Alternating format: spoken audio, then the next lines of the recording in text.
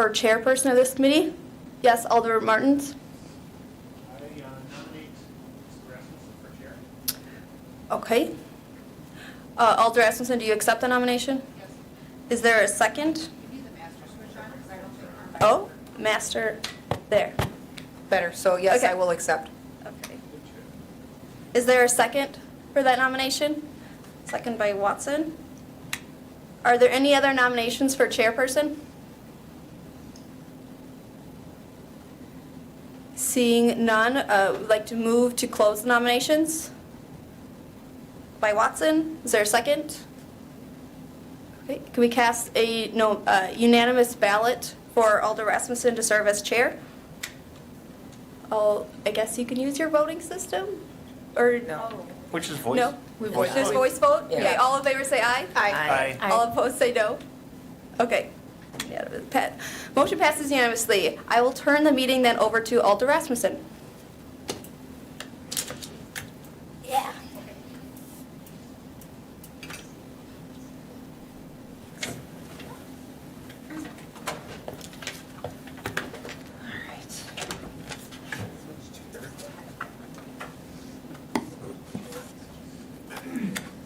Okay, that brings us to item number 2 on our agenda. Or actually, we need to select a vice chair. So we're still on item number 1. I'll open nominations for vice chair. Are there any nominations? I would Go ahead, nominate Deb. Mike Martins. Okay. Is there a second? Second by Watson. Additional nominations? Alder Martins, are you willing to serve as vice chair? Yes. Okay. Seeing no additional nominations, do we agree that we'll cast a unanimous ballot for Mike Martins as vice chair? Members, yes, members in favor signify by saying aye. Aye. Aye. Opposed? None are opposed. We'll appoint Alder Martins as vice chair. Item number 2 is to select a regular meeting date and time for the 2022 to 2024 term. Historically, I think for the last few years, this committee has met the second and fourth Tuesday of each month.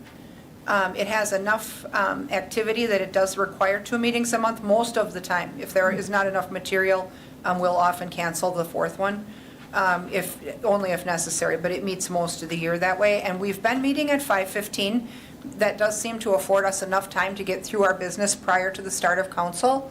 But does anyone feel that we need a different meeting time or a different meeting day? If not, are we in agreement that we want to continue? Alder Lukens, go ahead. Thank you. I don't want to ask to change the dates necessarily. I'm just wondering, would it be possible to push it back to 5:30, or is that too close to the Common Council meeting? We used to meet at 5:30. I think it depends on the length of the agenda. Sometimes we actually have a small enough agenda that we make the time even later, to like 5:45 or 6. Oh, You know, so okay. I think that for a That's fine. standard meeting, we're pretty efficient. So I think we're efficient enough that we could work with 5:30 and get done in an hour. If we had an item of wide interest where we expected a volume of discussion or a large agenda, we could maybe for that particular meeting try to back up a little earlier. But what do you guys think? Would 5:30 be okay?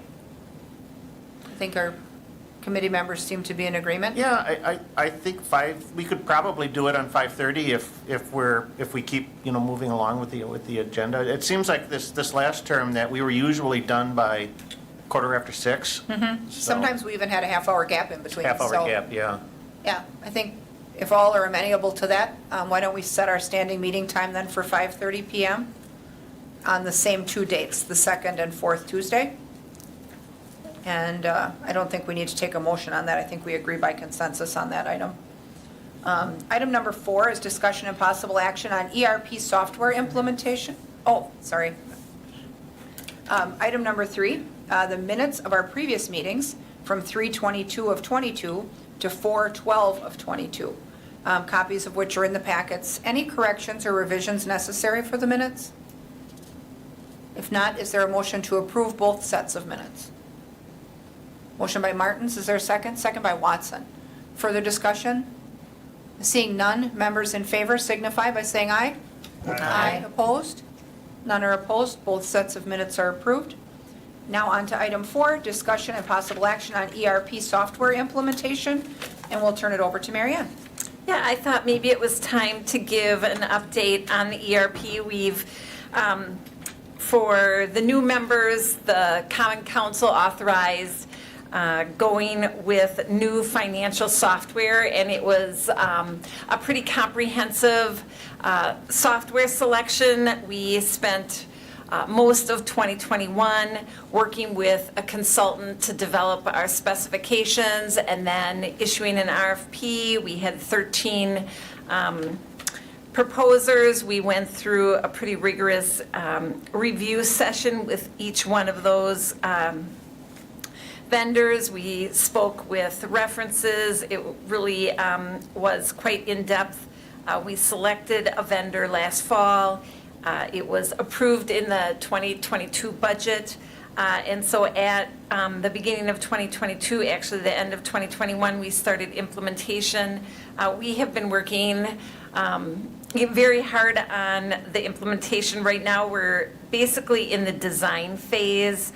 As I said in my memo, I've been spending at least 40% of my time on the implementation. So it's very time-consuming process, getting, all of the background information for the changeover, as well as, while we're not creating the software has a lot of flexibility. So you're designing how it's going to work for you. And if you recall, we're eliminating all of our paper and moving to electronic processing and workflow, so you have a lot of design as far as how the information is going to move through the system, in-depth security systems. So it really has taken a lot of our time, but it is going well. I think we're on time. We should be done with design by mid to end of May, and then we will spend the summer trying to get data from our current system into the new system and doing extensive testing. So that testing will take place all through the summer and fall, so that, come December, we are ready. In addition, and Workday is the company that we hired for our software, and Collaborative Consulting is the consultant that's helping us through the process.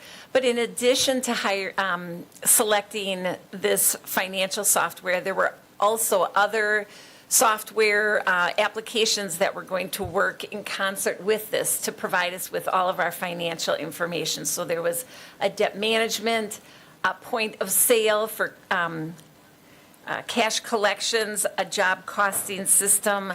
So like the point of sale, we selected as part of our RFP process, but we haven't even begun talking to them. So that will overlay on top of our testing this summer. One of the situations, like I said in my memo, is job costing. And so the job costing software was going to be used by the County Highway, Public Works, and Parks. The county highway has some very unique needs because of the DOT relationship and how they have to bill the DOT for state maintenance. They looked at the job costing that we had initially selected and determined that it would not work for that state billing because the state has a very rigid system that they accept those billings in. So that has kind of stalled our job costing implementation. And so now it is looking like we won't be implementing job costing until probably 2023. We're actually thinking of going back to the drawing board, doing RFP for that, and trying to select a different vendor. So that is, I think, the only thing that right now we're struggling with.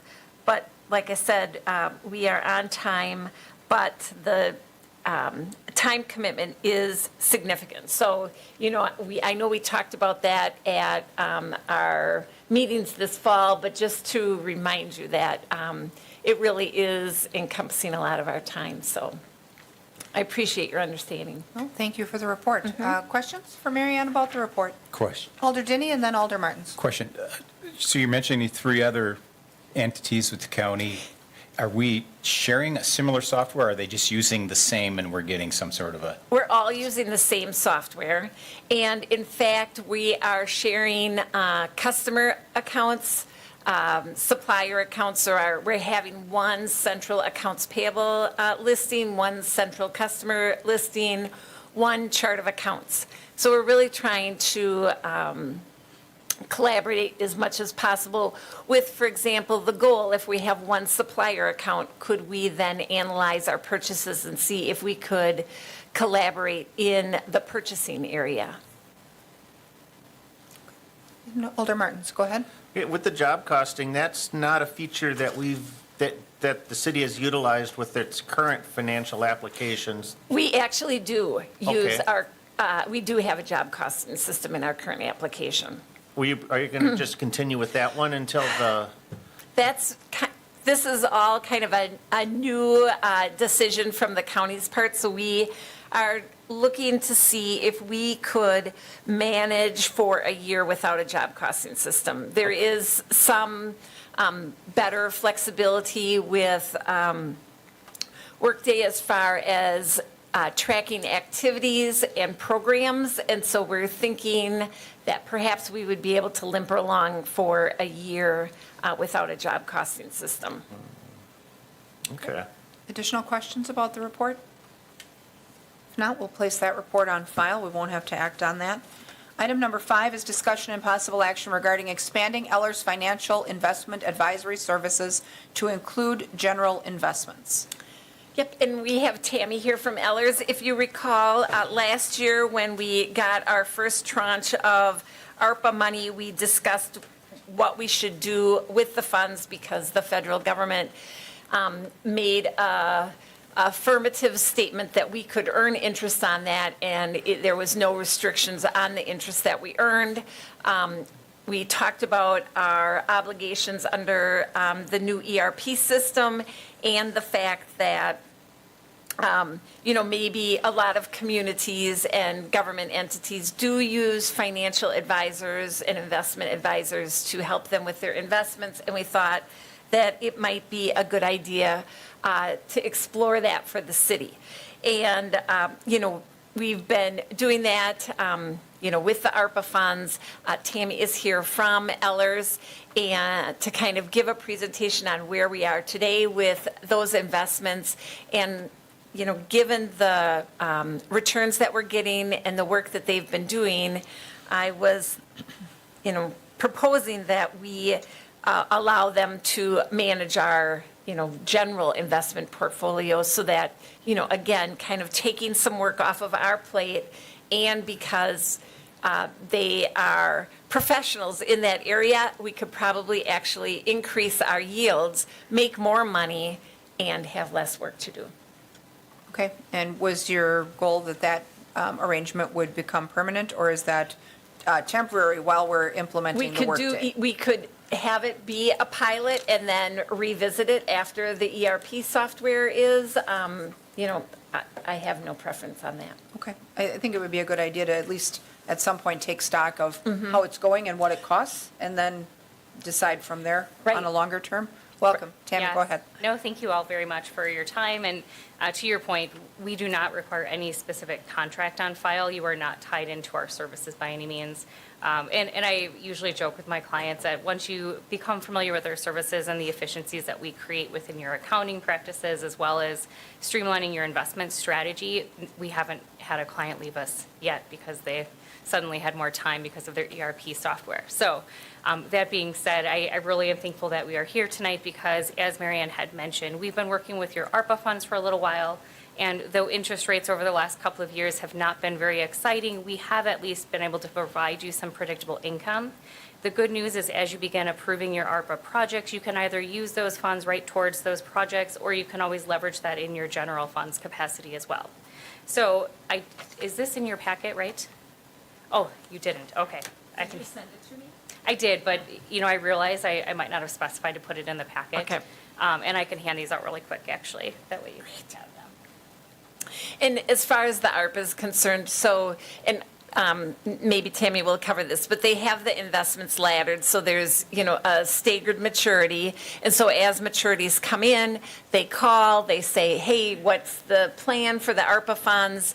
And we together make a decision of what we expect the timeline of need will be. We look at the other investments that will be maturing in the near future, and based on decisions that council has been making with the ARPA funds, then we determine, the length of the investment, and then they go out and do their work, and I go back and do my work. So it's been working really well. And of course, they're 100% familiar with the state of Wisconsin's investment rule, the statutes governing investments and the instruments that a municipality can invest in. And so, we are assured that they're, because Ellers really only works with government entities. They don't work with other. Well, and it does help also that they've got some familiarity also with our bond borrowing Yes. situation and those calendars, so Yes. that is a natural transition. So go ahead. And of course, Phil and I are in the same office. So as you guys think through your financial planning and projects, he and I are always in communication about how your actual cash flow as well as investments fit into that.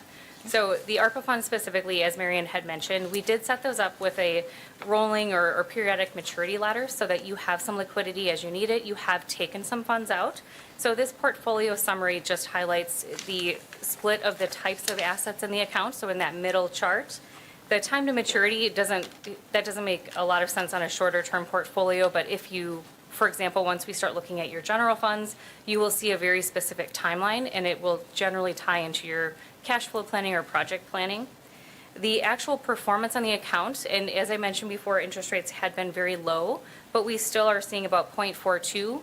And to give you an idea of what that looks like comparative to, perhaps what the city had done in the past, the LGIP or CDs during this time period had been about 0.16 in the last few months. So not super exciting, but really being more strategic and opening or expanding your investment horizon has been a benefit to the city. So the actual income that has posted since we received the funds and have invested them is a little over, let's see here. So it's about $73 in this short time period. It's been about a month and a half, 2 months. But I also included a cash flow so that as soon as I said that, I'm like, wait a minute, that's terrible. But the acquired accrued and the accrued income is where you're going to start to see those actual income postings. So the cash flow on the next page really shows the value of actually building those investment portfolio. So when you think about the coupon on that first section on the next page, you have $85,000 that will post in 2022 and $29,000 that will post in early 2023. And then we do have all of the investments maturing within the next year and a half. So we've kept it very short term, especially as you are still building those confirmations of how you are going to handle those funds. Right. And we haven't gotten our second tranche in either, so. Right, yep. So again, part of it is building that strategy around making sure you have funds available when you need them, as well as building on that predictable income. And then really just to highlight on that other presentation that I included, and you may have even, or some of you may have seen this packet in the past when we discussed the ARPA funds previously. We do speak specifically to municipal governments, so we are very specifically qualified to handle investments for municipalities like yourselves. We work only with municipalities, and there are a lot of compliance requirements built into not only what we do, but also our procedures, our policies, and what we provide to you is GAP and GASB compliant, which is very important from a accounting standpoint. So all of our reports are custom tailored to municipal entities and get you the information to make your accounting practices very efficient. As I mentioned, Phil Costin and I work together in the same office. We are always looking at whether it be your investment portfolio or your debt management as a comprehensive package. We really want to make sure that the best recommendations are coming to you from our group. So I won't go through page by page, but really, as I discussed, we have some unique qualifications that put us in front of municipal entities. We really work hard to make things more efficient for Mary Ann and her team. And of course, from a reporting standpoint, if there's something on the reports that you receive that you don't like or you'd prefer to see differently, don't be afraid to ask, because a lot of this is customizable for our clients and the specific needs of their finance committee. I think the other thing Tammy and I had talked about too was that she would be willing to come and present the financial results on a periodic basis. If you wanted it quarterly, if you wanted it twice a year, she would be willing to come and do that in, either through a WebEx or in person. Yes, absolutely. And if you, for example, if you needed something more frequently, we can always be up here as well. Most of our clients say 1 to 2 times a year is what they prefer. That way we're not taking a bunch of your agenda time as well. So it's providing you that transparency. We want to make sure that you're fully aware of the investment types that we're pursuing on your behalf, as well as any fees that you've paid and income that we're projecting. And to give you an idea, our recommendation has been to consolidate as much of your holdings as possible so that you have those efficiencies and visibility. We work with Mary Ann and her team to make sure that whether it be your local bank where you have some funds sitting, or the LGIP, which is a local government pool, or even at other investment firms, whether you hold it there or with us directly, we report everything out as a consolidated report for you. So it makes things a lot more efficient. So really, that is our recommendation, is that we are consolidating at least the reporting mechanism. Long-term, we would like to provide you some more deeper guidance, and really, there's some opportunities within custodial accounts that if we pool some of those assets, you may have some advantages as well. So long-term, we do have a pretty solid strategy with how we can provide you some of those time savings and efficiencies. And really, I did put an example portfolio in here, and this was just, kind of a round number that we put in so that you can see very specifically based upon market rates, and this was done about a month ago, so they haven't changed that dramatically. A portfolio of just under $2.5 million would probably earn you about 20, let's see here.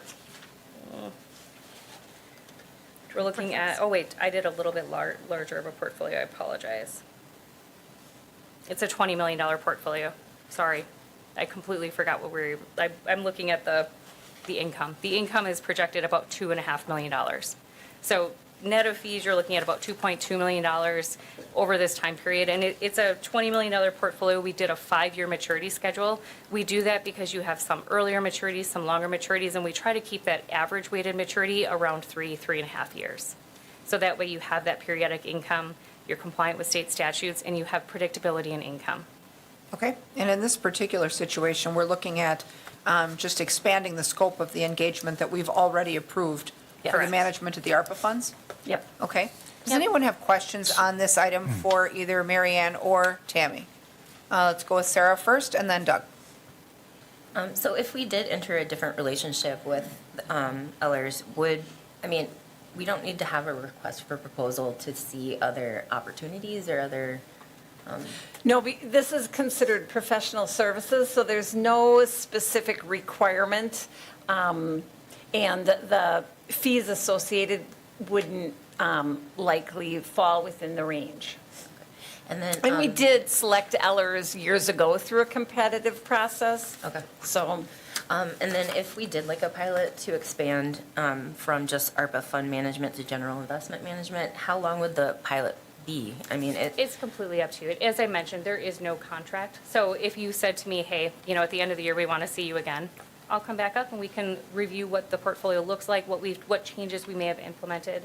And again, I always look at it like you have the opportunity to see what we can provide, and there's a little bit of work up front that will help Mary Ann through, but at the end of the day, we'll show you some significant value in just that predictable income. And I just have one more comment. I would like, especially since this is our thing, finance, right? I would like a more, quarterly report or involvement instead of just something that. So that Yeah, makes and we sense. can actually provide a summary, just like that summary, that portfolio summary page. We can provide that to you monthly if you wanted to see that as well. It really is completely up to you. yeah, I could do that. Yeah. And it's something that's available online to Mary Ann as well. And every month we are reporting to her your cash flow as well as income projections. So we're very transparent in what that looks like. Okay, and given the fact that Mary Ann is pretty much immersed in this Workday business, probably well into 2023, it maybe would make sense if we were going to expand the services here, that we would probably do a 2-year pilot this year and next year, because, you're not going to be done until at least mid-year. Alder Denny, go ahead with your questions. Probably for Mary Ann. So this is an expansion of existing services. What kind of magnitude are you envisioning? Are we talking doubling what we're currently doing with them, or? 50%? What do you think? Well, and Tammy and I haven't really talked about the transition. You know, obviously, we have our money invested today, so, you know, we haven't talked, would we turn over those investments so that, you know, today I consider myself a passive investor, meaning we purchase the security, we hold it till maturity, it matures, we reinvest it. We look to see if we have a need or we reinvest it. If we have cash that we're holding for cash flow purposes, obviously our income stream is heavy during the, you know, January through April because we're in tax collection, and then we have collection in July, and then we don't really receive any money until November. So, and we have, you know, big debt payments in October. So we're always concerned about making sure we have enough for payroll, making sure we have enough to pay the bills, and debt service is, you know, our main concern. So any cash that we think we need to keep in reserves, we basically use the local government investment pool, as Tammy said. The local government investment pool is a state-run organization, and all government entities have the right to have their money held there. You can transfer your money out in one day, or transfer money in. And there are certain, you know, like today with other investments, we have to get insurance and collateral. The state has basically kind of guaranteed those funds. So there's a little bit of security. So we use it heavily at tax time when we, you know, like all of a sudden one day get $8 million. That's where it goes for that period of time. Because then we basically have to pay it out to the school and the county and the technical college, their share, that next month. But I think to put some round numbers to that, which I think maybe is, and I guess correct me if I'm wrong, Doug, what he's asking is, as far as the volume that we would be doing with Ellers in terms of total business. So assuming the ARPA funds are approximately 15 million, what is the So I value in would say dollars of the about- rest of it? Yeah, somewhere between 28 and 30 million. Was that more of your question? Sure. And I'm then sorry. Maybe then back to you for this fees you talk. Is it a similar fee structure, or does it depend on what type of general fund investing we're doing here? It's actually a really good question, and typically with shorter term, whether it be debt proceeds or like these ARPA funds, we have a discounted fee schedule for them because we recognize that you're spending them faster. They're probably not going to have a lot of time to earn income. But, you know, in light of the dollar values, and one of the things that I had spoke to Marianne about, even our traditional fee schedule, because of the size of your assets, you would be in a pretty, there's a basis point fee structure discount. Every, you know, few $1 million, you actually get a little bit of a discount. So even beyond that, we are offering a 30% discount off of our traditional fee schedule. And in the traditional fee schedule, you'd probably be about 15, 17 basis points a year. Because of the discount, you're actually going to be between 10 and 12 basis points a year. And we're honoring that through 2024. Okay. Yeah. And just to let you know as well, when we think through cash flow, we really do recommend that municipalities keep 4 to 6 months in actual liquid cash, whether at the LGIP or with your banking depositories. And we always will work with Marianne and her team specifically so that if you want to be more strategic with your short-term investments, we can roll things for 30, 60, 90 days, but 4 to 6 months in actual cash. Additional questions for Tammy or Marianne? Seeing none, is there a motion from the committee to approve the expansion of this arrangement for either a year or 2 years? I would move that we expand this arrangement for 2 years. Okay, is there a second for Doug's motion? Second from Watson. Further discussion? Seeing none, members in favor signify by saying aye. Aye. Opposed? None are opposed, that motion carries. Thank Thank you. you. Thanks, Tammy. Item number 6 is discussion and possible action regarding resolution declaring authorized representative to file applications for financial assistance from the State of Wisconsin Environmental Improvement Fund. I think Eric is here too. Did you want to speak on it, Yep. Eric, or?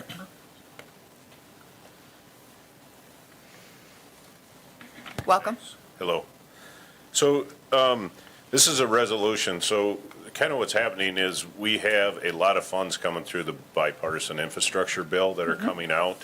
Right now, that funding is not available to us. And so the DOT has started putting out guidance, so we are able to apply for that. But for the 22 funds, it's very short. We have about 2.5 weeks from the time the criteria comes out for us to apply for those funds. The DNR has not put anything out yet. They're anticipating sometime in June. And that's what this resolution will be for, that we need a resolution in place authorizing an individual to sign on behalf of the city to request funds. Most of these funds are going to be forgivable loan type. Some of them may require a contribution, some may not. But with the short turnaround times, we'd like to get something in place ahead of time, so when the criteria comes out, we're not scrambling trying to get special meetings put together and to meet the criteria. So this authorizes the mayor to sign for the applications once that funding becomes available to us. Okay. Committee members, questions for Eric?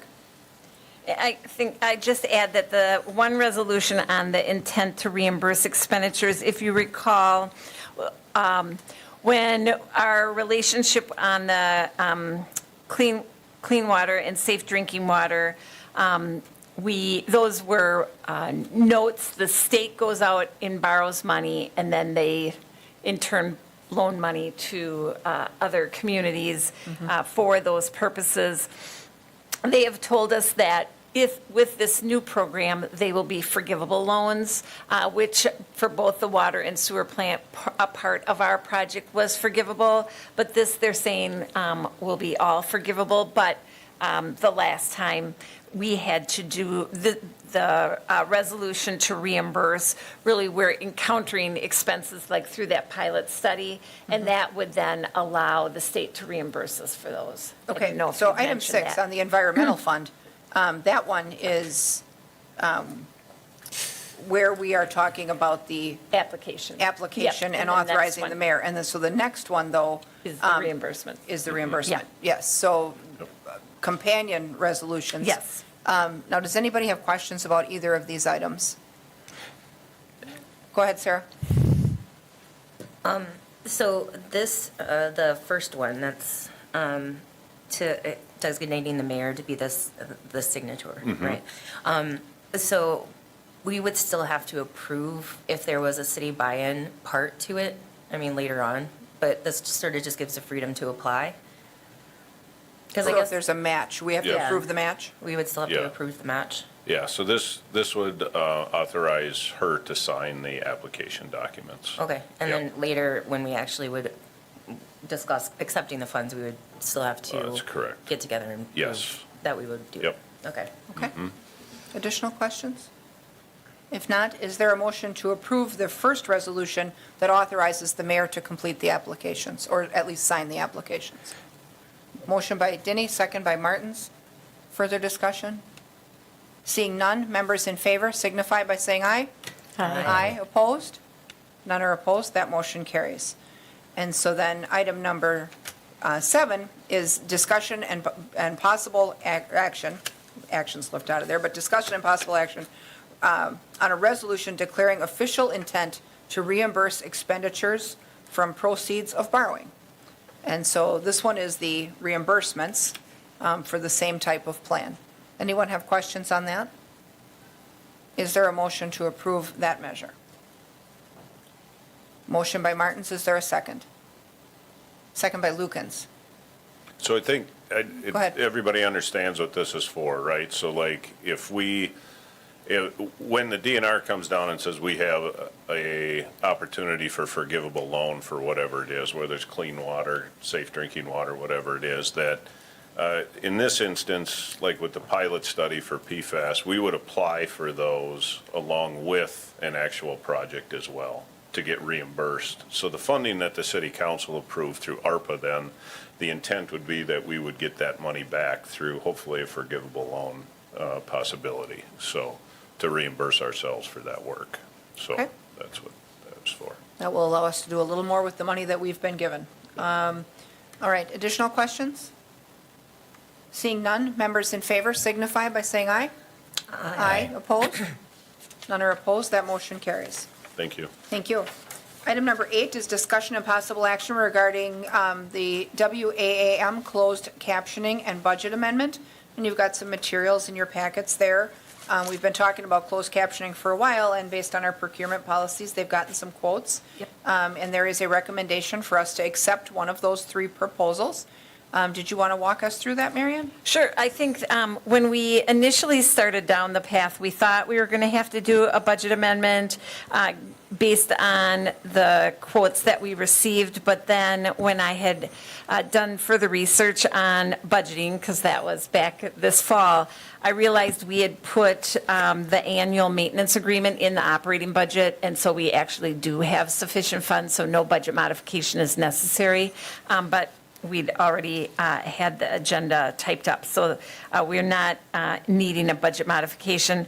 Really, these were authorized to be funded from ARPA.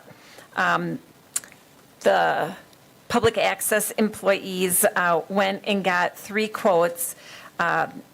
This type of software is unique software, and it needs to be compatible with your existing software to work really efficiently. I can't really speak to why this works more efficiently than others, but the municipal captioning is their preferred vendor because of its ability to work with our other software. So that was their recommendation. And like I said, once we realized I'd put the annual support in the operating budget, we were good as far as Okay. a budget. So And we so won't the need to- 47,000 would come out of ARPA, Okay. and the 6,000 comes out of their operating budget. And so then, given the fact that we've pre-approved or already previously approved the process, do you still want us to approve the finalization of the purchase? or- Sure, you Okay. can do that. So do we have a or do Did we you have have anything to add, Randy? Okay.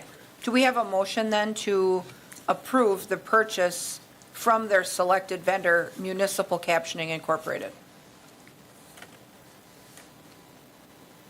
Motion by Martins, is there a second? Second by Watson. Further discussion or questions? Go ahead, Sarah. I just wondered if we could, at some point, get information on all the different kinds of perks that this particular provider would do. Is it going to be live captioning on YouTube or streaming, like that kind of thing? I just am curious. There's people here. That is- Dave, do you want to come out and talk, or Chris? Chris is coming up. We're going to steal one of those guys from the booth for just a second. I guess I just sort of wanted to know why they Yeah. really liked it. So. We're happy to answer.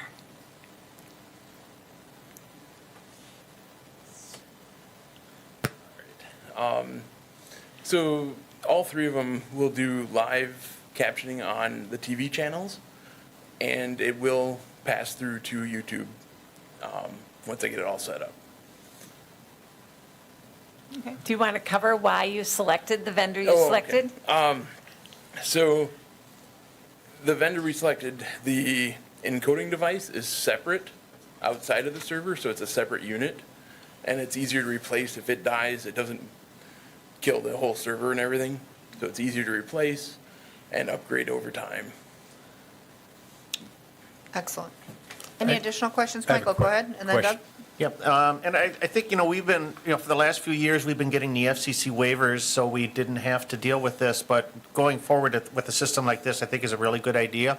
But now, just to clarify, this is an automated captioning system, so it's using machine learning in order to caption automatically, so we're not relying on a third party in some far-off place to do that live captioning. So- Correct. The captioning will be done on a server on site. Yeah.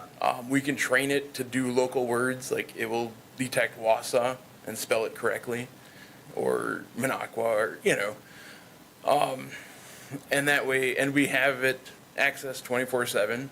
So any city videos that need to be captioned to put up on Facebook, we can do it in-house without relying on other sources. So there's no extra cost for having a person to do the captioning on your Correct. behalf. It's just the annual support and maintenance. So Right. it's, okay. Yep. Okay. And Doug, go ahead. Yeah, do we have an idea of what how you measure number of words captured or lines captured or hours or meetings, viewers? I mean, I know when we looked into the captioning system, we were looking at, we have like 600 hours of meetings a year that we cover, if that's what you're asking. Yeah, that's part of the question. And then Yeah. second would be, how many viewers do you think we have? Can we quantify that in I mean, terms of hours? I can give you YouTube views, but in terms of actual TV views, I know I've got a couple people that call in when it doesn't show. Okay. So I know there's people out there watching it, but I can't give you actual numbers. Okay. Sarah, question? And I guess my final question would be like, do you know what the mistake rate is? Like, is it pretty good accuracy? The system we're going with has, is broadcast quality. So it's used by a lot of actual over-the-air channels. So there's going to be some mistakes, I'm sure, but it's higher-end equipment. And then is there any kind of capability of going back in and editing if it's really bad? Okay. Yep. So then that would be done on a local level? Yeah. Okay. Yeah, if somebody complains and said, that's totally wrong.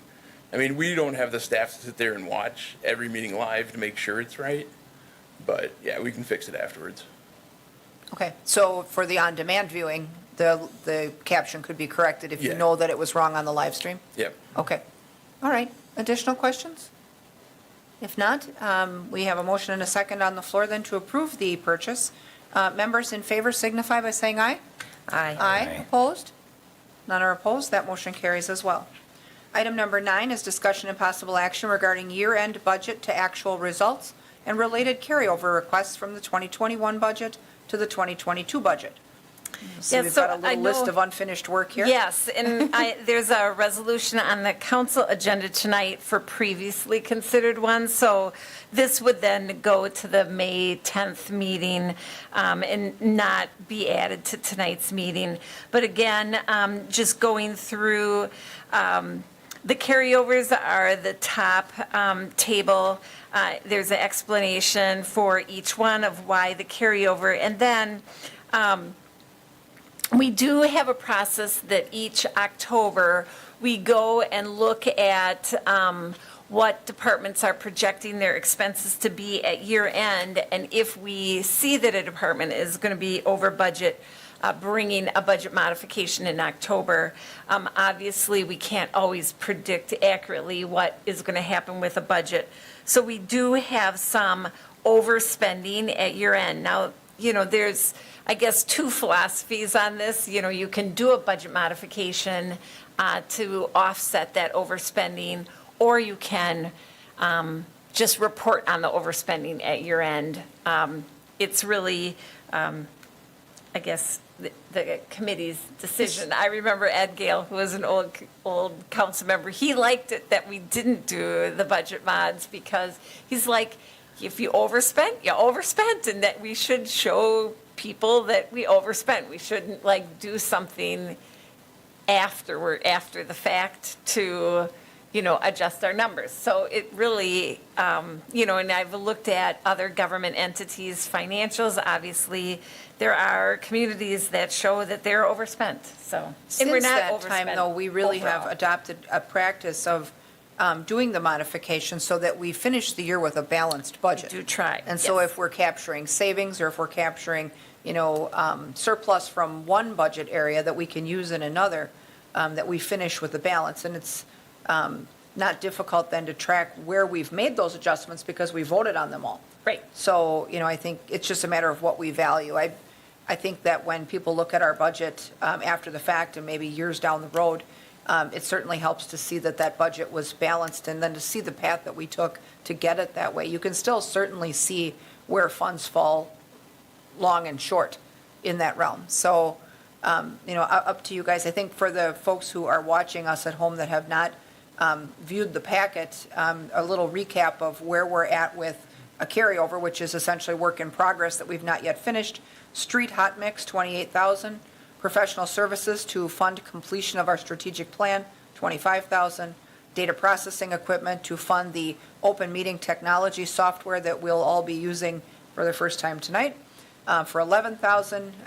Election equipment to purchase Badger books for 15,000, and professional services to complete the update to the website. So that's the stuff that we had already on the docket. And then the overspending, we have unclassified for the policing task force, which was a multi-phased project with a little bit of an open-ended budget, 54,000. Refuse, $1,422, so we were very close there.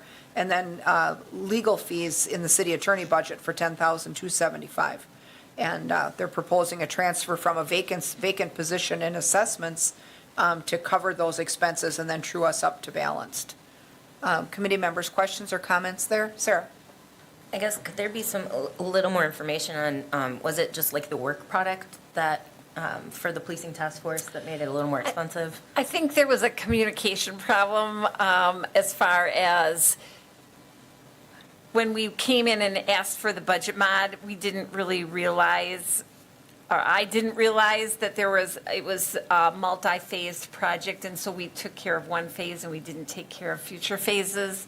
And obviously the bills, the bills actually just came in towards the end of December. They might have actually come in 2022 for 2021, and so we weren't really aware of the overage until after year end. So I think one bill came in January of 2022, the other one came in February of 2022. So as far as the phasing of it, was it basically the data collection phase where they're doing the public engagement and the surveying, and then the output phase where we've done the reporting part? Is that, we'll bring up the mayor because she's been very involved with the task force. Welcome. Hello, yeah. So we had the initial kind of questionnaire where we asked people what were they interested in as far as policing. And then that informed the survey we did. We did some focus groups, so there was some facilitation there. And then there was the actual, like this big survey that went out, and then the data analysis. So we had two forms of data analysis. There was one with the survey and then one with the focus groups. But what you'll see is mostly all of it kind of together. Sure. So it was Okay. months. Well, and we saw the report that they generated in public health and safety last week, and it was an excellent report. So So I have. Go ahead, two more Sarah, yep. questions. So on refuse, is that the recycling thing that we've talked about in the past? No, this is for the curbside. So our contract with Harders provides for a 2% inflation and annexations and new housing starts. So, we're estimating the housing starts and annexations. The other component, so, like you're doing an estimate, and our estimates were off a little bit. The other component to our refuse and recycling is we actually pay for the garbage collection at Marathon County campus. And this has been going on for, for the entire time of my career. The benefit of doing that is we then tell the state that we provide that service, and they make a payment in lieu of tax to us. And that payment in lieu of tax that we get from them for providing that service is more than the service costs. Okay. So there's a benefit for us, but we estimate how much that collection is going to be. So those are I would say the new housing starts and the Marathon campus are the two that we, I did the estimate, so I, obviously wasn't quite accurate. I tried to put a little surplus in there, but obviously I didn't do that. It's a pretty good. It's, That's yeah. a pretty good estimate considering the size of the numbers we normally deal with. So just one last question about the city attorney. Is there any more, is it just because there was a little bit heavier load this year, or Yeah. additional salaries paid? This year, too, it's really all in outside legal services. And I know Ann said, that she has been doing other projects too outside of just legal services. I don't know, Ann, do you want to comment on that? Well, and one thing we've talked about with legal fees is that, you often don't get to choose when someone is Yeah. going to present a case that needs to be defended. But just I guess a question for with regard to those fees. Are any of those outside legal fees stemming from the matter that we just wrapped up with advising the Ethics Board? Or was this a different matter? Mary Ann, thanks to her, calculated this amount that we were over for 2021. So I don't know precisely how you arrived at this number, but I would like to, and I will be providing that detail to you with the updated litigation report. Now that you're into a new term, we always provide you the amount of fees that were paid on each matter. Okay. And whether we were required to defend it by, insurance policy language, or whether we just hired outside counsel due to the need for expertise or due to a conflict of interest, we can provide all that information to you. I don't know if you have any, so we had to wait till like February to get all the billing in for work done through December. Okay. So I doubt it, because I think both bills we've gotten on the Ethics Board matter have come in 2022. Okay, so this is actually prior stuff. This is all prior stuff for 2021, Okay. yes. Okay, that makes sense. But we can certainly supply that detail to you as to why we were over. Here's our budget amount, here's where the money went to all the items for 2021. We can do that. Okay, does anyone have questions about the carryover and budget mod? If not, is there a motion to approve the carryover requests and the related budget mod that will balance out the overages? Motion by Watson, is there a second? Second by Denny. Further discussion? Seeing none, members in favor signify by saying aye. Aye. Opposed? None are opposed, that motion carries as well. Item number 10 is discussion and possible action regarding ARPA status, ARPA funding requests, and related budget modification. Yep, so I provided a schedule in your packet to show what we've obligated so far and the requests that are in your packet. As I said in my memo, I wasn't expecting anyone to make a decision on these proposals tonight. It really was just a way of being transparent in the requests, giving you an opportunity, if you had a question from a department, were all asked to attend in case you had questions. And then the committee went through and developed a ranking process, so you would rank those requests. Typically, the committee submits those rankings to me, like by Friday before the next meeting. We quick compile it, put it in the packet as far as the ranking. As I indicated,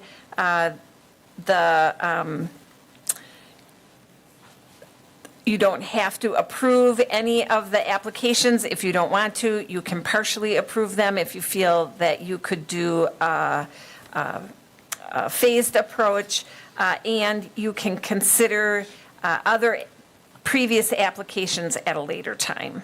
Okay. And so with that, and the way we've been doing it is we've been kind of discussing the requests at the first meeting, then we'll rank and score them, get our score sheets to Mary Ann prior to the next meeting, and then we'll take action to either, pick and choose projects or decide what we're going to fund a meeting later. And that gives us some time to mull over the requests and then, do the ranking and scoring and then figure out what other funding sources might exist as well. Yep. So And if you look at my spreadsheet, I've got it ranked or placed in columns that coordinate or follow the ARPA categories. And if you look at the revenue replacement, that is one of the categories that has the most flexibility. Basically, the federal government has said anything that we would typically spend as a government is allowable under that category, except for debt retirement, placing funds in reserves, or contributing to like pension funds. So those are the big three, I guess, no-nos for any of the funds, that is. And then there is a resolution that the committee had considered at a previous meeting to set that lost revenue dollar amount at the 10 million that the federal government has allowed. So I kind of tracked what would be left given these categories that we've created. And then in my packet too, I talked about maybe having some new meetings on getting feedback, and then perhaps having something on the city website for people to contribute ideas. I think that's a valuable idea. I think that, with the 3 projects that were the 4 projects that were presented with for the month of March, I guess when I look at these, I try to look at it through the ARPA lens and figure out how, that correlates. And so like last month when we picked the LED lighting project, obviously when you have areas that are well lit, that feel safe, people are likely to go out and engage in active lifestyles and walk. Same thing with the skate park. I have a hard time with land acquisition to replace central fire. That's real estate. We just in CIP within the last few years put $100,000 into that station to give it some added life and fix some immediate needs that it had, knowing that we had other emerging needs in the city, including the DPW shop. We have debt to retire yet from the pools, even though we're gaining ground on that. And we just built a fire station not even 2 years ago. So, I guess I need someone to help me understand how or why we would want to invest ARPA funding in land acquisition under these circumstances. So we'll welcome the fire chief. Good evening. Yes, all those things are true. We have invested about $150,000 into Central Fire Station over the last 2 years. That was to repair plumbing problems, so we had operating showers on the second floor to prevent fecal matter from running onto the chief's desk for one thing. Other things like that. It's a 62-year-old station that's nearing its end of life. We are in its final years, and I believe as a municipality we need to begin talk about planning of where this next station needs to be. That occurred in 2015 prior to my arrival. In 2019, we began studying, this community began studying the need for the replacement of fire stations, and both Central and Station 2 were identified as in need of replacement. Station 2 much more so than Central, and so it was chosen that that one would be replaced first. During that process, the municipality looked at placing a larger fire station on the west side of town out on Stewart Avenue, actually on the lot where that surgical center is being built right now, and was going to potentially move a large fire station out there, move all of inspections, administrative offices to that station on that lot, and build a single new fire station. Then that would leave us in the position as a municipality to do a remodeling project under a smaller structure, meaning an outside firehouse downtown at Grand and Thomas rather than Central. So administration and everything would be gone. A lot of the infrastructure that would be needed in that station would not be needed. They chose instead to build a small outlying station. It is a wonderful station and it's serving the city very well, and it will into long into the future. What we've discovered with that station through the COVID pandemic was that the way that station was designed and built was great for employee health. During the time that we were tracking employee-to-employee contact tracing for COVID exposures, Station 2 had 0 employee-to-employee contact exposures of COVID, where Station 3 had our highest rate. That's a really small station where we need to do some remodeling in that station. We believe that we can stay in that one for a number of years yet. Central was extremely high, and where it comes from is the communal living. And that communal living is one of the biggest problems that we have with Central Fire right now. I'm proud to announce that on May 9th, we're going to invite our 3rd female firefighter to our department. I believe it's the highest level of female firefighters we've had in recent history, at least during my time in the department. The problem with Central is where we need to have all these new firefighters assigned downtown, because it's where our training division is, our EMS division. They need to be assigned, at least for their first year of work, to that downtown station, as we lack the proper facilities for female firefighters. We have a large open bunk room. We have a singular bathroom with a singular toilet and a singular shower for female firefighters in that upstairs. There's a lack of privacy. There is a lack of space for the volume of people that we're putting in there. With us exploring, I said my second request in here for the additional 12 firefighters, which we can discuss separately, but as we expand that staff, the city needs to be forward-leaning and have facilities that meet the needs. This isn't a bunch of firefighters that are just saying, we really want a bright new shiny station. This are firefighters that are living in a station that doesn't suit the needs anymore of the community and making responses out of that. Mm-hmm. During that 2015 time area, we did an extensive study on districts. So we are a 3-engine city, a 3-station city. We don't need this expansion for a fourth station as of yet, and we don't predict that in the near future. But all of our stations are strategically placed in really good locations, and it was determined that Central needs to be right where it needs to be. It needs to be near that Thomas Street Bridge corridor and the Grand Avenue corridor. And if we're going to make a move, say to replace Central, it needs to be within that tight bounds, within a few blocks of there. Maybe south towards Town Line could improve us a little bit, get us right off the intersection of Thomas and Grand, increase the safety margin as rigs roll out onto that busy intersection. But really, we need to talk about, in that small area of the city, where could we potentially build a central fire station? Now, we've talked about, and this is previous to my arrival in 2015, could we just remodel that downtown station? There may be potential for that. The problem is we lack space. At the same time, the police department, now in their building over 20 years, is starting to bust at their seams, and they would really like to take over our facility. And so I think what the best thing for the municipality, long-term, is that we move Central, build a new Central Fire Station. We hand the keys to the former Central Fire Station to the Wausau Police Department for remodel for whatever they may use. They could move their fleet of vehicles indoors underneath the current roofs. They could raise it, do something different entirely on that property. Who knows? The problem is, in that small central area, where can we find a couple of acres to park a fire station? And there's very few properties in that area. The Flower Shop property has been long looked at as the potential site for the replacement of Fire Station 1 Central. So I recently contacted, knowing that these ARPA funds were out here, and I'm seeing other, requests come in from other departments. I thought I'd bring this forward for discussion. I made contact with the realtor on that, was able to get the asking price from the purchaser. At first, it was a little bit of sticker shock, that asking price. So I talked to Rick Rugo up in city assessments, and in that area of the city, in many areas of the city assessments, and Rick would be a better one to talk about this specifically, is they go by price per square foot of property. That property is 94,000 square feet. It's about 2.19 acres.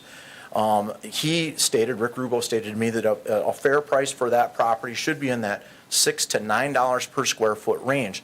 The further north you get up the Grand Avenue corridor, closer to the Marathon County building, that would be about $10 a square foot. Out here where we see Aspirus purchasing property across from the Waam, building that new facility there, they purchased that for $13 to $27 a square foot, plus they had to raise buildings. So the $815,000 for the 2.19 acres at Floral Lane comes in at $8.67 per square foot. So it is within that bounds of what a fair price would be according to our city assessor. Now, he would be a better one to speak to it. This is conversations that I've had between them. So I realize that this is sticker shock, and it's an investment long in the future. The problem is, as I predict it and I see it, is that if we don't secure a site, and that site is on the open market and it's bought, and another apartment building goes up on it, a Walgreens, something else, now the city, long-term, has to find a site where they have to tear down houses or businesses in order to build a new downtown fire station in the area that station needs to be according to our rapid response plan. Okay. So that's why I said that. I can certainly understand that. I would just remind all of us that the CIP process that we all follow for stuff like that also, if this is or isn't funded by ARPA, the CIP process also begins in July. And so land acquisition also is a fit for that. And traditionally, that's where stuff like that and those type of earmarks have fallen. So, I guess if we're going to look at it through the ARPA lens, reducing, not necessarily for this pandemic, but a future one, reducing people's exposure to one another through the elimination of communal sleeping quarters certainly makes sense. So either way, we'll rank these. We'll have 2 weeks to rank them. What date would you want the ranking sheets turned in so that you can have them ready? So the Friday is, I believe the next meeting is May 10th, so the Friday before, that morning would be ideal. Okay. Because then they could be in the packet. I didn't Is bring that my the phone. 6th? I think that's May 6th. It might be, yeah. Okay. And, the other requests were the firefighter positions, the CCITC for fiber connection, and then offset to the Entrepreneurial Center for negative economic impact due to COVID. And we do have members here to answer any questions. I don't know if you, if Committee anyone members, do you has have any any other questions on the other requests? Michael, go ahead. I got one quick question on the request from the fire department for the staffing. I know one of the integral pieces of funding for that staffing is the SAFER grant. Are we still on track for that? Is there a timeline or? Sure. So for the new council people, so as this has proceeded, I would encourage you to go back to the November 8th council meeting, which I made a presentation about the need for additional firefighters and really laid out all that. I'm not going to get into those details now, but the Public Health and Safety, the Human Resources Committee have all passed through those committees, and it sits right now at Finance for the funding of 12 additional firefighters. What we did in January at that is that I got permission to write a staffing for effective fire and emergency response grant from the feds. So I wrote that grant, set it out for peer review with the International Association of Firefighters. It came back that it was well-written, ready to submit. We submitted that grant, but now we lay in wait with unknowing whether we're going to get that grant or not. What I've learned since then is that they expect to make about 500 awards across the country for fire department staffing. They had 1,594 applicants, so a little more than 1,000 applicants are going to get no on that. About a third are going to get funded. I have no idea what our potential chances are in there. I did solicit some elected officials to write support letters after it went out. Actually, Senator Tom Tiffany wrote a support letter, and so did Governor Evers. So I did everything I could to try to leverage, some political might behind our request here and how legitimate it is. So what we really decided at that point was the city would fund 3 of the additional firefighters from an alternate source. With this coming up, I thought I'd give that as an option to the Finance Committee by submitting this request. Whether you choose to go forward or not on that is your choice. I will tell you that we are having, as predicted, problems with recruitment. We just ran a 2-week recruitment. I was really hoping to have a list established so when we do get permission to hire the first 3 of the additional 12, I would have them waiting on a list. I do not have that right now. Currently, we have 2 openings in the department. After that list we just currently ran, we've got 2 that we're about to welcome to interviews. So we don't currently have that. So even though the request would begin, I think in June is how I stated it in there, we aren't going to have firefighters at that point. So it'll be some point in the future. But it's an option to you to fund those firefighters through using ARPA funds if you choose. Right, and we had funded 3 additional prior to that through vacancy, right? No, we have not. I have not gotten permission through the Finance Committee for funding anyone yet. We have not. Okay, all right, so. It went to HR, you have HR approval to create those positions. HR to create 12, and Yep. then it sits at Finance in Right. Okay, how we're going to do it. okay. Scott, go ahead. Question, so if these are eventually approved and we still can't staff and we're short, are we still budgeting that to that department? So you could have 2 of the 12 and we're paying for 10 more? That's maybe more I don't have any hypothetical. additional positions budgeted to my department as of yet. Yeah. Just, So right now, we stand at 62, and that's what our budget is at. right, the budget hasn't been expanded. He has HR approval for the entire 12, Yes. but no funding for them. So if the grant comes through, that would provide funding. Obviously, that grant is a 3-year period, and so then your funding is gone. The 3 of that 12, so 9 would be grant funded, 3 would be funded through our operating budget. Bob is proposing that for that 3-year period that ARPA is in existence, we would fund it out of there, and then it would have to transition to the levy. From a timing perspective, we have some tax increment districts that are going to retire about the same time that our ARPA funds would be ending, and so you would be able to transition those 3 positions onto the tax roll without it actually impacting the taxpayer, because they would not have to pay the debt retirement on those tax increment districts. So from a tax rate impact, it would offset that increase.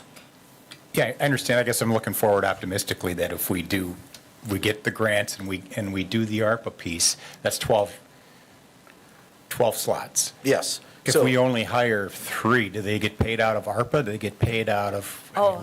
how does that get dispersed? I understand your question now.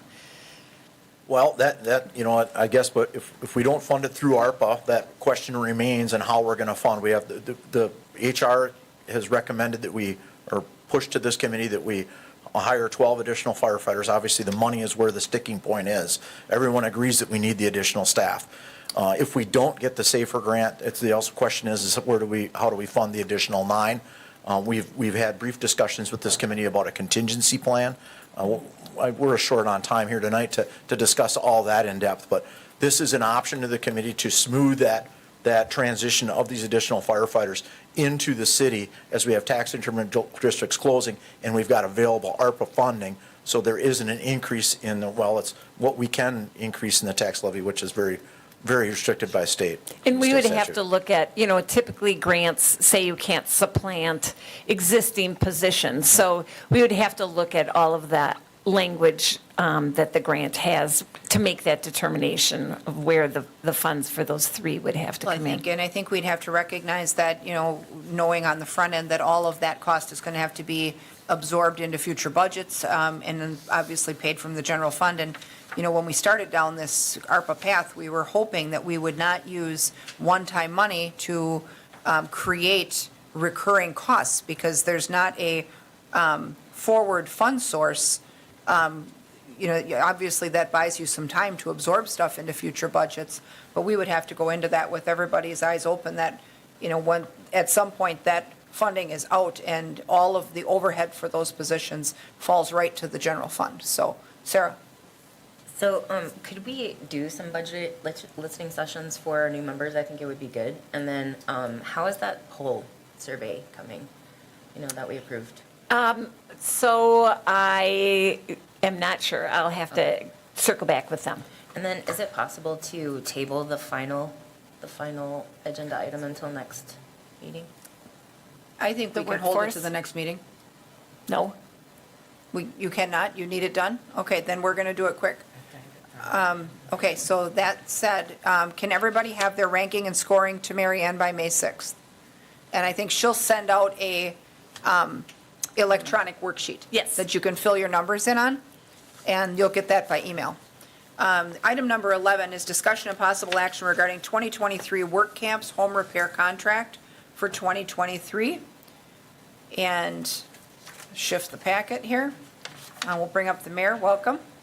Thank you. I'm going to invite some folks up who have presented this project to us. I think it's a really amazing opportunity to help rejuvenate Wausau homes in our area, but maybe I can let you just kind of explain, give a brief outline of the program. What we're asking for is $20,000, however you want to allocate it, not today, but for the 2023 budget. But maybe you could explain a little bit about the program. Sure. Good afternoon. I know we're up against the Common Council meeting time, so I want to be brief and quick. My name is John Schmidt, Wausau resident since 2008, and employee at St. Anne Parish since then as well. Joining us via WebEx is Mike Krantz from Group Mission Trips as well. About a month ago, I approached Mayor Rosenberg with the idea, what if Wausau community could host a Group Mission Trips work camp? In the memo that you received from Mayor Rosenberg and Finance Community Development folks, explains what they're about and what that's all entails and such. So it's short and sweet is, would Wausau adopt this idea of hosting a work camp, of bringing in people from across the country, and that Wausau would be listed in the catalog of sites and locations available for churches and youth groups across the country to choose from. Incidentally, communities in Wisconsin, help me out, Mike, currently in Sheboygan, slated for 2022. Racine, Wisconsin have participated as well. But they organize these sites across the country to rejuvenate the homes. Primary projects is the housing rehab, basic projects that anyone, teenagers, adults can handle and work with, be it painting, deck works, porches, all those sorts of different various improvement projects. So yeah, I open it up for discussion, questions, ideas. Well, and we've got some info in the packets, which is helpful, because the majority of our investment would go toward building materials to facilitate their work. I think that this is not a program that we've tried before, but it does show some promise. I guess, Mayor, would you want to talk about your feelings on starting at least seeding a plan like this to get going. Yeah, I think it's a really cool opportunity for us to partner with some local organizations and especially the kids and the adults who would be involved in this. I think, did you say there are 400 individuals that would end up being here in our community? Coming from across the country. From across the country to participate. They would be able to rejuvenate up to 70 homes, I think, which is kind of a big deal. And when I was thinking, I was like, can we just do all of Grand Avenue? But, we would have people apply to be a part of this program depending on their needs. But yeah, I think it's really cool. I think it's a neat opportunity. Well, and I think out in the community too, we find, at least our inspectors find often, is that people need help with small projects where they can't complete them themselves, but they're not full rebuilds or anything. They're maybe porch and deck type things or, stuff like that. And I think this would be, a nice avenue that a person could offer up to people that, maybe would need those services. So committee members, what are your thoughts on this program? Doug, go ahead. Question, how long have you been doing this? St. Anne Parish, we've been working with Group Mission Trips since 2012. And so since Wausau's not been a host location, we've been doing locations across the country of youth from St. Anne Parish. Two gentlemen behind me here, Mike and Tim, they've participated in experiences as well in the past with their churches. It's definitely the road trip effect is exciting for a teenager rather than doing it in my own neighborhood. So would this be youth and adults from Wausau community? Yes, but no. That it would also be bringing in people from across the country as well that would choose Wausau from that catalog of options. Okay. Sure, and I know the COVID affected some of the Sure. opportunities to deploy. I know Habitat for Humanity had a real lull in their activity. Do you work with them at all? Mike, do you want to speak to that one? And he's muted. Is he muted? Mary's going to try to unmute him. Hold on a second, Mike. While they're working on that, when we met with Mayor Rosenberg and the community development folks, he was talking about how Habitat was working the best they could in that regard. But at the same time, Group Mission Trips took that skip in 2020, but is one of the few that is pushing forward to make that happen as well. Mike, are you? We still can't hear him. Uh-oh. I'd like what I see. I can support this. Did that address your question, sir? Yes, thank you. Okay. Do we have a motion from within the Finance Committee to approve participation in the 2023 Work Camp Home Repair Contract? I would move to support Okay, the we have work. a motion from Denny. Is there a second? Second by Watson. Further discussion? Seeing none, members in favor signify by saying aye. Aye. Opposed? None are opposed, so that item passes as well. Thank you. Thank you Thank for you. coming in. With that, we are out of agenda items, and it's time for common council, so I'll take a motion to adjourn. Motion from Watson, second from Denny. Members in favor signify by saying aye. Aye. Aye. No one's opposed. We'll adjourn, and we'll just take about 3-4 minutes here to reset for the other meeting, and then we'll be underway. Thanks, everyone.